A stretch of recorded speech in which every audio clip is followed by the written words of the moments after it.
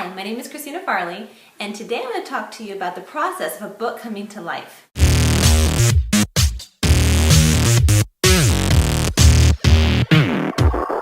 I'm going to talk about the process of a book's journey from the moment of sale to the moment the book hits the shelves. Once my book was sold, it was so exciting. I was like screaming around the house, super excited, but to be honest, from that point on, I didn't know what happened next. The first step in this process is an author will get an edit letter.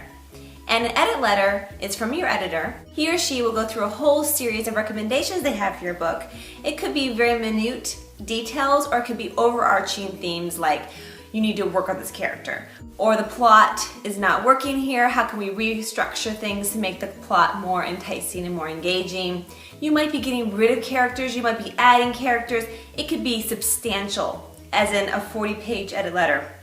Or it could be minute with maybe, a couple pages of an edit letter. It really depends on the book, it depends on the editor, and it depends on the publishing house. For myself, my edit letter was about 2 pages, and my editor wanted to look at more overarching themes, such as characters, we had some world building to talk about, things like that. So I put my changes into my manuscript, I revamped my story, and I sent it to my editor. I had to wait for my editor to read through all my changes, and she then had a long list of edits that were put into the manuscript called the line edits. It's more like changing some structure, some sentences, and she goes through line by line of the whole story, and she made suggestions for me.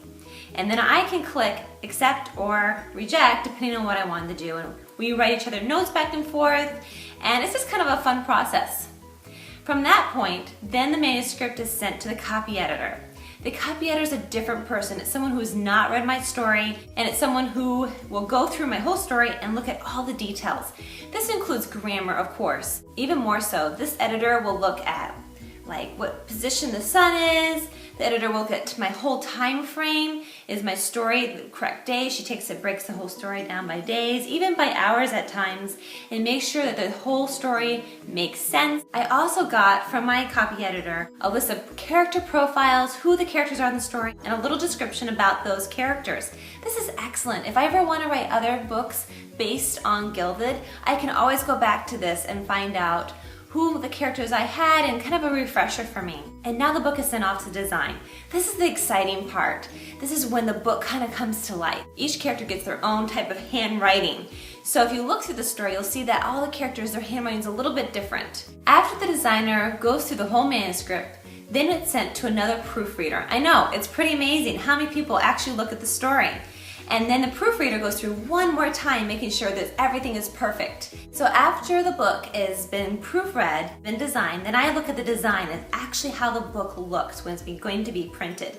Like, this is where the words are going to be put on the page. And so we need to go through and have the first page passes and look and see, do we like the way the format is? Is the layout just right? Does that word come out the end like change and then as, which would be really strange.